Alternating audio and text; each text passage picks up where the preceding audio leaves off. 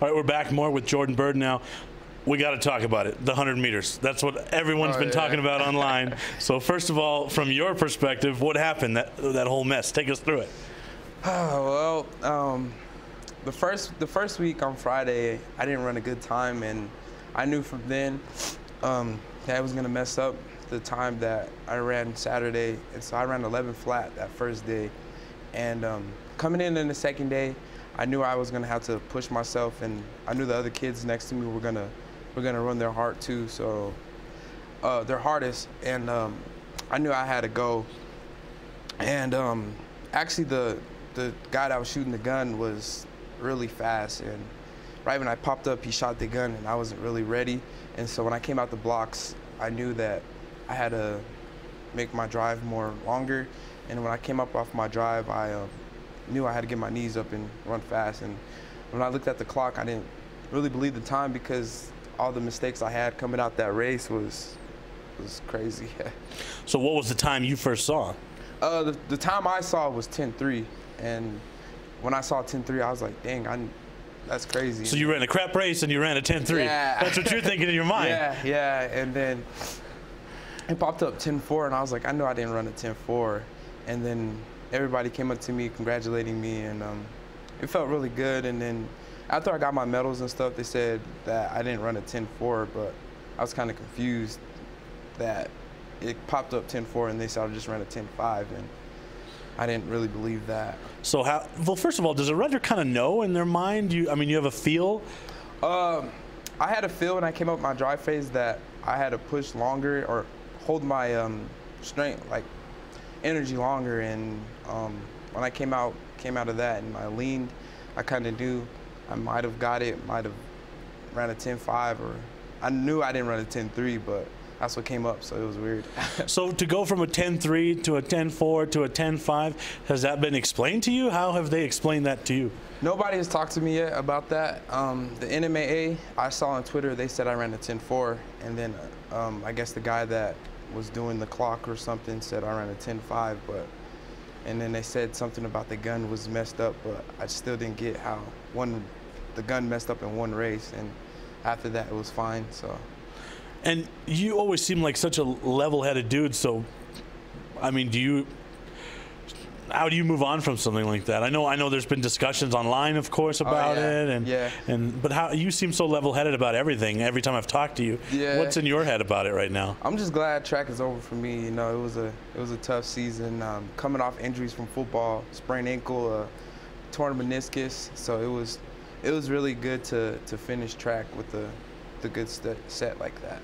I think sometimes you see modern athletes now, when they do something great, the old school tends to lean towards the old school. You know, everything was greater in the old days. I walked uphill both ways to school, that kind of nonsense, right? Do you ever get a feel of that? My dad would be like that sometimes, but then he comes back into the new generation, and he's like, well, I'm gonna have to live off this now. So he taught me how to do that. But I've heard about it and stuff, and people tell me like, oh, they care about the old than the new now. So I'm just trying to do me.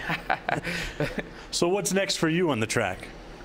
Just the Great Southwest. I have that coming up, and then after that, I'll probably be done with track and then going on to college now. So how many races would you say you've won in your lifetime now on the track? It's probably been a ton, right? It's been a lot. I know I've had a lot of lost races too, so it's kind of hard to explain both, actually.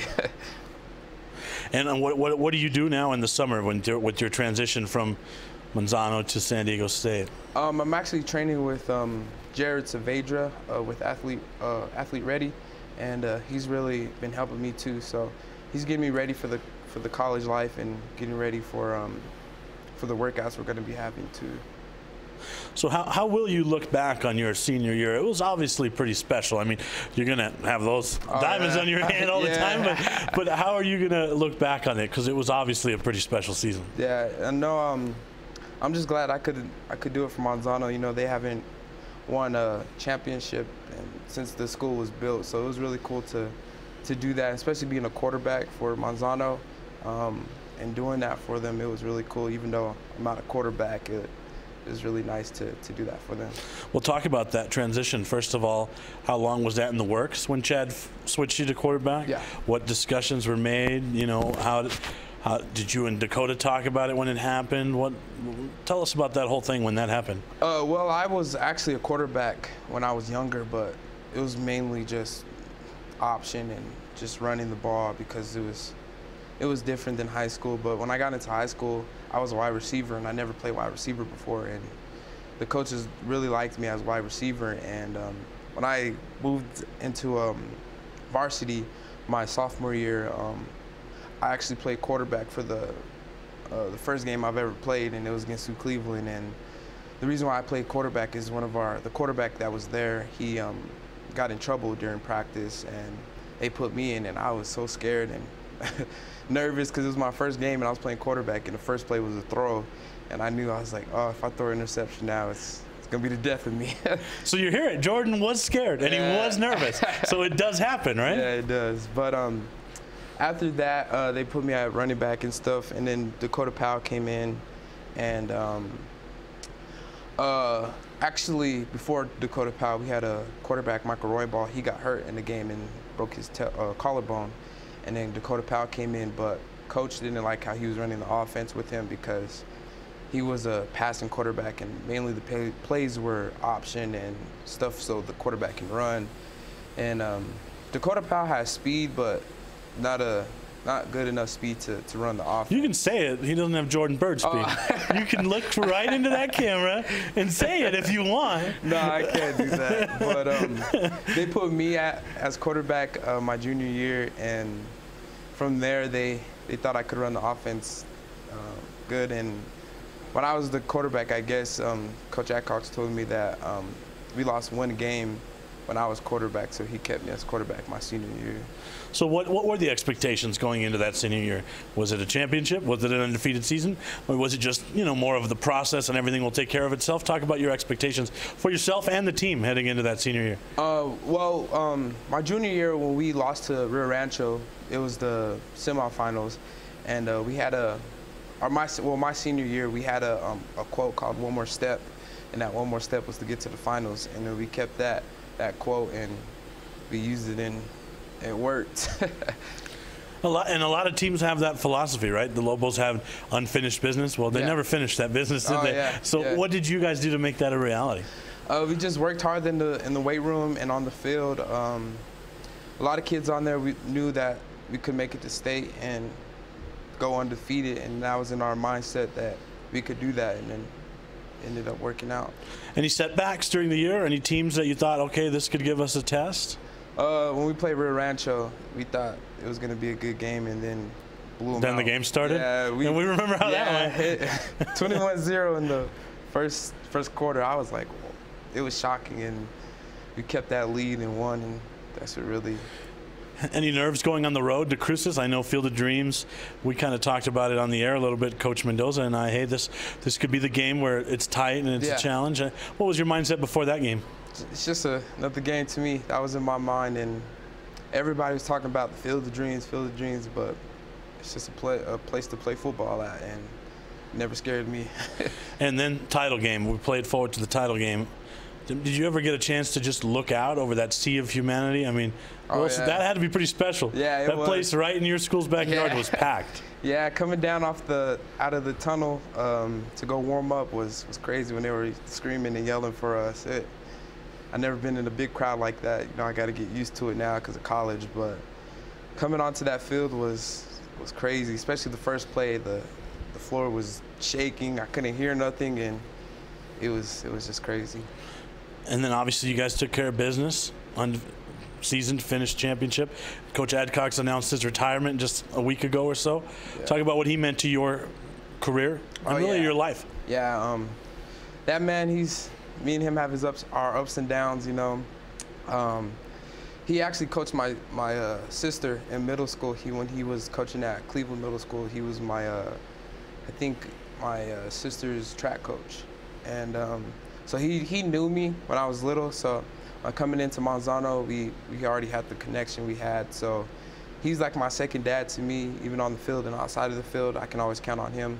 And on the field, if I had a mistake, I knew I was going to get yelled at like a dad. So me and him had our ups and downs on the field. So I'm glad I got to play with him, and I have one more game with him, the All-Star game, so I'll probably be playing with him again.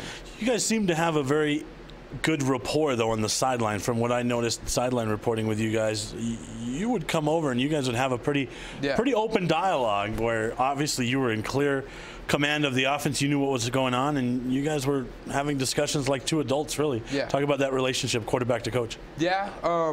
Even if we go 3 and out, I always come up to him and he'll ask me, what do you see out there? And I'll tell him, like, the linebackers are playing close, so we should run slants or something. And the safeties can't hold Andrew Erickson. And we'll talk about that kind of stuff. And I'll tell him, well, we can do this to make this better. And if this guy can block more or block him down, we can get outside of the linebackers. And me and him had that connection, and then he'll tell the offensive line or the wide receivers what we could do better. So now there's a lid on your high school career. What will you look back at most fondly? What is your most fond high school memory athletically? Probably the state game when I scored that touchdown. When I got the ball, I actually ran and saw my players in front of me, and then I was like, dang, I'm about to get tackled. And so I closed my eyes, and then I was just running through and ended up popping out. And I looked up and saw the end zone, and I just ran full speed to it. So that was one of my favorite memories. All right, so take us through your recruiting process. When did it start, and how did it start? It actually started my freshman year. During the summer, New Mexico offered me my first scholarship, or not a verbal commit, or verbal scholarship, and that was the first time I've ever got one, so I didn't know how to deal with it, so I wasn't really excited about it. And my mom and my dad were like, you need to get excited about things. So, like, if I win state, they just saw your college education go off their books. Yeah. You should get excited. Yeah, when I get stuff like that or win, I don't really get excited. But I started getting letters from Washington my sophomore year, and they were talking to me. And Notre Dame was really interested in me. When I started talking to them, they offered me, and all their coaches got fired, and one of the recruits was one of the ones that got fired. And when he got fired, I lost all contacts with them, and so I lost that offer from them. So what was, I would say, after your freshman and sophomore year, and things start heating up and they get a little more serious, what was the short list at that point? What schools were on the short list at that point, in your mind? Notre Dame, UNM, and probably Arizona were on my short list. Those are the 3 I picked. And when did San Diego State come into that fold? They came in my junior year after football. They called me and talked to me for a few hours. And one question my dad asked before they even talked to me was, do you guys have a track team?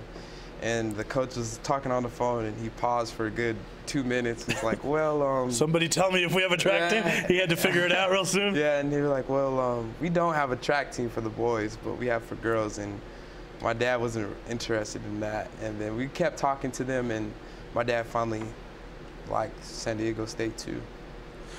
So, when you made that decision, who was in that inner circle with you? When did you commit? Actually, my mom was. My dad told me, he was like, just do what makes you happy. And I kept that. And then my mom was, she was the one who came with me to colleges and my official visits and unofficial visits. She was the one who said that San Diego State would probably be the best one for me because they had a 95% chance rate of football players graduating, and that was the main reason why I picked San Diego State too. Any connections to Rocky Long? A lot. Everybody in my family knows Rocky. Right. Friends know Rocky. It's crazy. The people that I told Rocky about, he knew, and so it's really, really cool to have that connection with both of him and the family members. So obviously when parents can trust that their little boys going somewhere that he's going to be taken care of. How big was that, do you think, in their decision? Is their comfort in Rocky Long? They really enjoyed that too, especially my dad, because my dad's the one who's always tough on me. So he's told Rocky Long he wants somebody that can push me and make sure that I won't give up. So. What are the goals at San Diego State? Just be healthy and have fun out there, and make sure that I do the right decisions and make the right choice of friends. All right, we're going to do some rapid fire here to close, so no more hard questions. All right. These are all right? What pro team would you most like to play for? Carolina Panthers. Right, so we're going to see you on Sunday in a Panthers jersey. All right. Yeah. Basketball playoff time, so I got to ask, better player, Michael or LeBron? I'm going to have to go with LeBron. All right, that's all right. All right, fantasy football draft. In town, you can't draft any Monarchs. Who's the first 2 players you draft? Keyshawn Banks, and I'm going to have to go for, dang, that's hard. I never had this question before.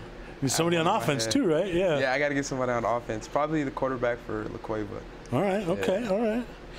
Let's finish this sentence for me. Jordan Byrd's game reminds me of? I'll have to say Madden. All right. I don't know. All right. Jordan Byrd's sports role model is? Usain Bolt. Usain Bolt. All right, okay. And finally, Jordan Byrd's legacy will be? I don't know.